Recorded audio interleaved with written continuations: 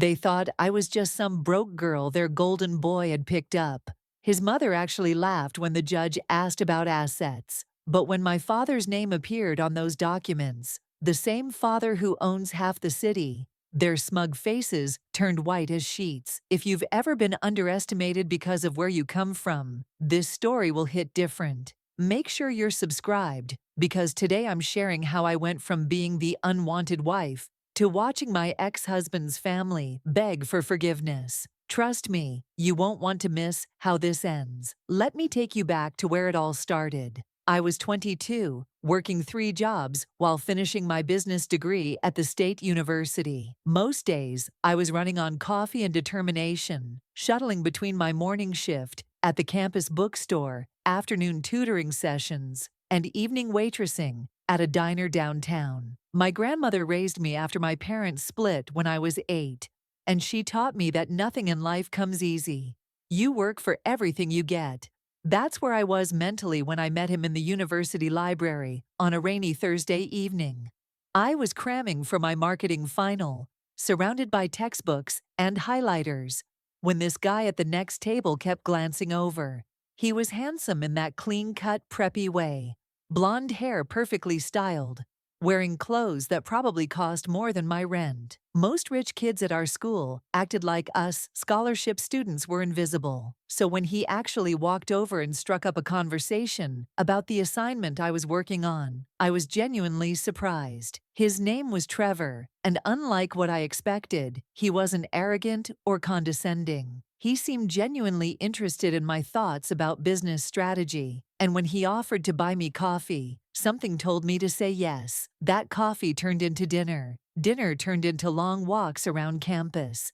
And before I knew it, we were spending every free moment together. For 6 months, it felt like a fairy tale. He was kind, funny, and made me feel like I was the only girl in the world. What I didn't realize was that he'd been hiding me from his family the entire time. The truth came out when he finally asked me to meet his parents. I should have known something was up when he seemed nervous about it, giving me all these little warnings about how his family was traditional and set in their ways.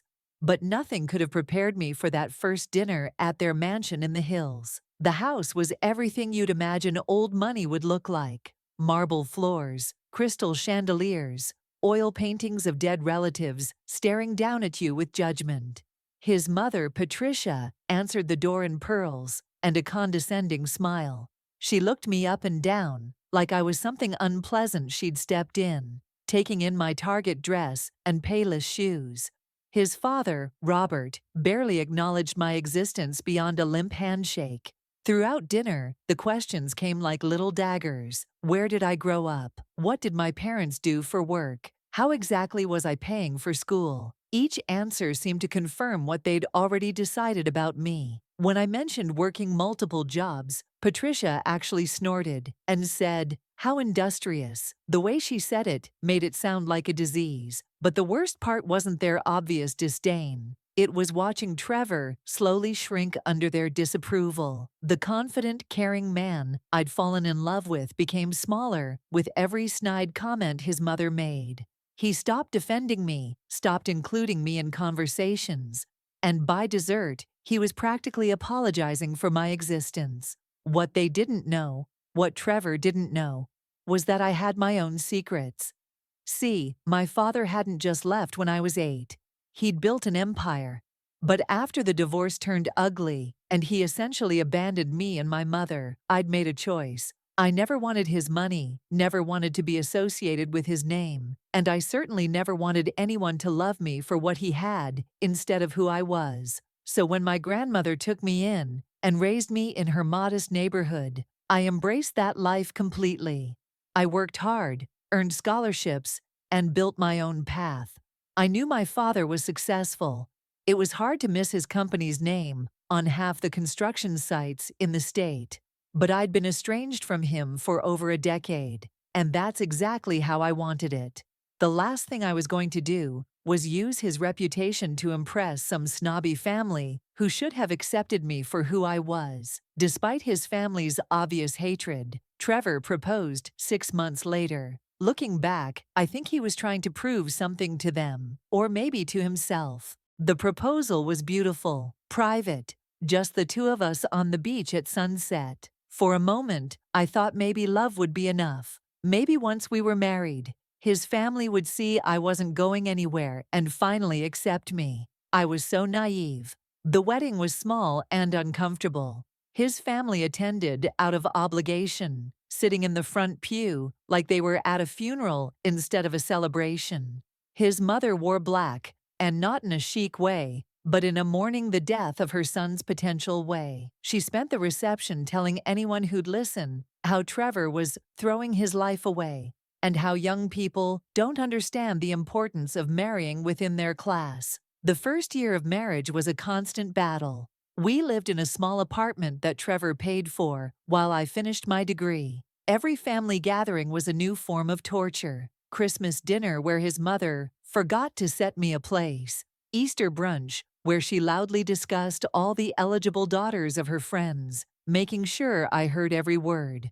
Birthday parties where I was introduced as Trevor's wife, with the same tone you'd use to say, Trevor's unfortunate skin condition. Slowly but surely, their poison started working on him. The man who'd once admired my work ethic began making comments about how I was always tired from my jobs. The man who'd loved my independence started asking why I couldn't just relax and let him take care of everything. The man who'd fallen for my authenticity began hinting that I should try to fit in better with his social circle. By our second anniversary, I barely recognized either of us. I was constantly walking on eggshells, trying to become someone I wasn't, while he grew more distant and critical. The final straw came after a particularly brutal dinner at his parents' house. His mother had spent the entire evening talking about how disappointed she was that we didn't have children yet, implying that I was probably using birth control to trap him longer before inevitably taking half his money. On the drive home, instead of defending me like he used to, Trevor said the words that shattered everything. Maybe she has a point. Maybe we did rush into this. That night, lying in our bed while he slept peacefully beside me, I realized that I'd lost myself completely, trying to win over people who were never going to accept me. I'd compromised my values, dimmed my light, and for what? A husband who'd rather keep his family happy than protect his wife. 3 weeks later, Trevor came home with divorce papers. He'd been meeting with lawyers behind my back, planning his escape route, while I was still trying to save our marriage. He served them to me at my work, right in front of my coworkers, like he wanted to humiliate me one final time. His exact words were, "I think we both know this isn't working. You can keep the car, but I'm not paying alimony for someone who married me for money." The irony of that statement was so thick, I almost laughed. His family was thrilled. His mother called it the best early Christmas present ever. His father was already planning Trevor's comeback, introducing him to suitable women from appropriate families. They treated the divorce like a victory celebration, completely convinced they'd saved their precious son from a gold-digging opportunist. The court date was set for a cold Tuesday morning in February. I'd hired a simple attorney who specialized in straightforward divorces, since I wasn't asking for anything except my freedom. Trevor, on the other hand, came with his family's high-powered legal team. Overkill for a divorce where the plaintiff wanted nothing. But his family didn't see it that way. They saw it as their final chance to put me in my place publicly. Patricia wore her most expensive jewelry and brought 3 of her country club friends as an audience. Robert strutted around the courthouse lobby like he was holding court. Trevor's sister flew in from California just to watch me get what I deserved. They were practically giddy with anticipation. When we entered the courtroom, they took up the entire first row behind Trevor's table, whispering and pointing like they were at a show. I sat quietly with my lawyer, ready to sign whatever papers would free me from this nightmare family forever. Judge Harrison was an older black woman with kind eyes and a no-nonsense demeanor. She'd been on the bench for 20 years and had probably seen every type of divorce case imaginable. The proceedings started routinely enough. Standard questions about irreconcilable differences, division of assets, custody arrangements that didn't apply to us. Mr. Peterson, the judge addressed Trevor. Please state your individual assets for the record. Trevor straightened up, clearly enjoying this part. He listed his trust fund, his car, his stock portfolio, his stake in his father's company.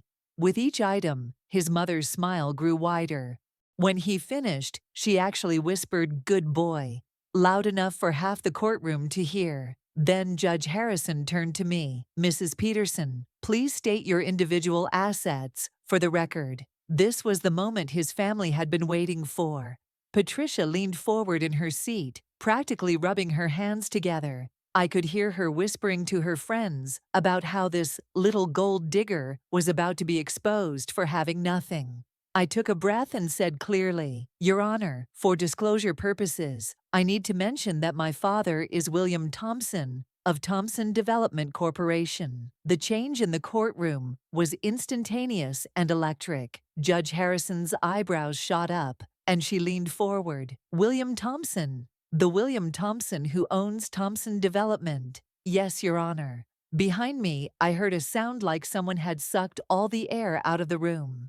Patricia's whisper died mid-sentence. Robert's confident posture crumbled. Trevor's face went from smug to confused to horrified in the span of about 3 seconds. Judge Harrison consulted her notes.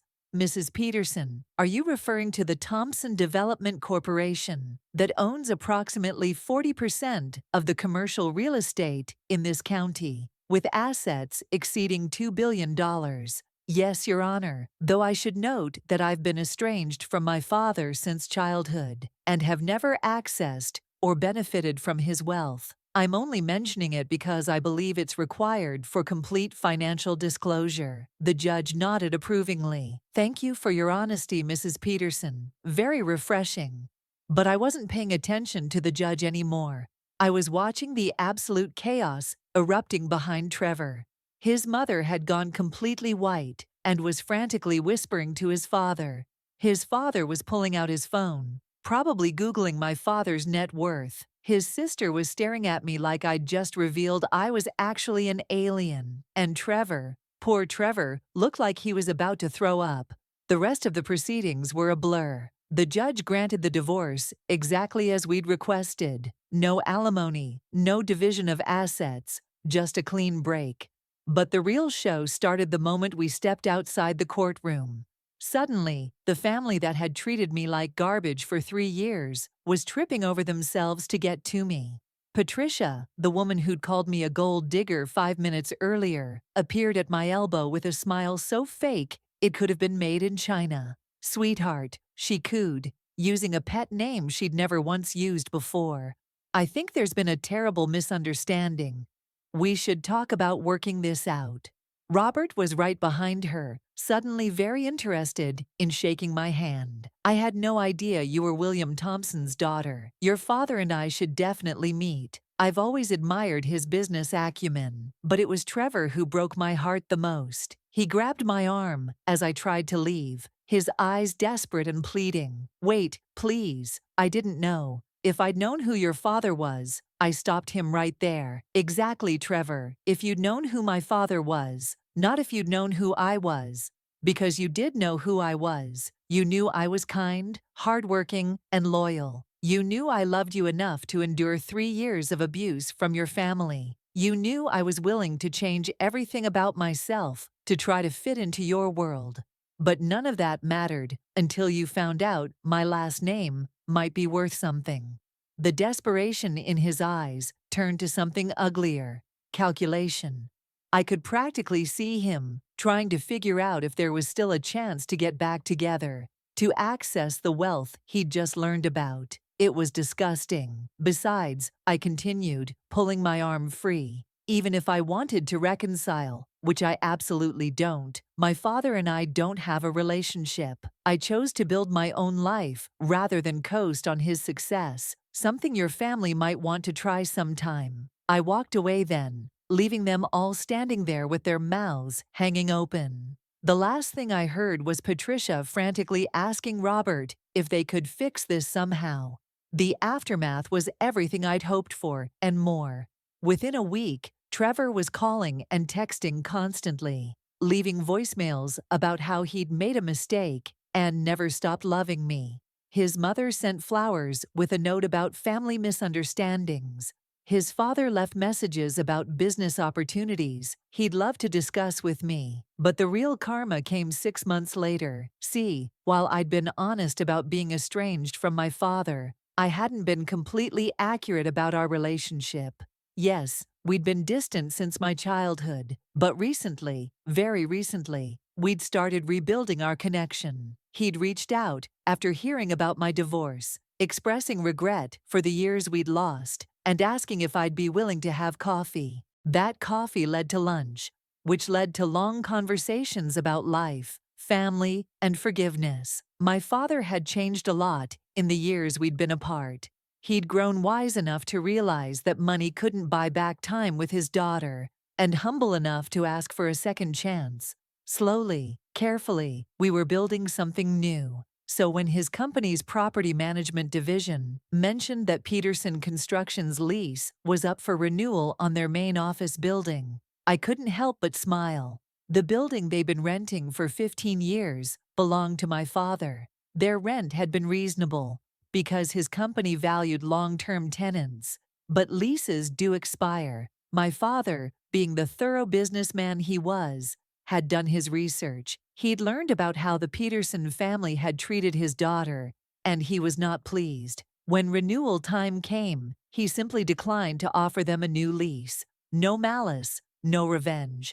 Just a business decision not to continue renting to tenants who'd shown poor character. Within 3 months, Peterson Construction had to move to a smaller, more expensive location across town. The disruption cost them several major clients who didn't want to deal with the inconvenience. Their business, which had been coasting on reputation and family connections, suddenly had to compete in the real world without their prestigious address and established network. Trevor, meanwhile, had to watch his family's company struggle while knowing exactly why. Every night he went home, knowing that his treatment of me had cost his family their stability. His mother's country club friends whispered about the Peterson downfall over their bridge games. His father, aged 10 years and 6 months, watching the empire he'd built crumble because they'd underestimated the wrong woman. As for me, I finished my degree, started my own consulting company, and slowly rebuilt my relationship with my father. I learned that holding grudges only hurts the person carrying them. But I also learned that actions have consequences, even for people who think their money makes them untouchable. The last I heard, Trevor was working for someone else's construction company, trying to rebuild his career from scratch. His mother had to sell her jewelry to help cover the family's downsizing costs. His father was seeking investors to keep the business afloat. Ironically, the same position he'd once mocked other people for being in. They learned, too late, that kindness doesn't cost anything, but arrogance can cost everything. They learned that judging someone by their current situation instead of their character is a dangerous game. Most importantly, they learned that the quiet girl they'd dismissed as a gold digger was actually the one person who could have connected them to the wealth they worshipped. If only they'd treated her with basic human decency. The moral of this story: never judge someone by their current situation. You have no idea what they're capable of or where they come from. That family learned the hard way that kindness costs nothing, but arrogance can cost everything. If this story taught you something, hit that like button and subscribe for more real-life lessons about karma. And remember, always treat people with respect. You never know who they might turn out to be. What would you have done in my situation? Let me know in the comments below.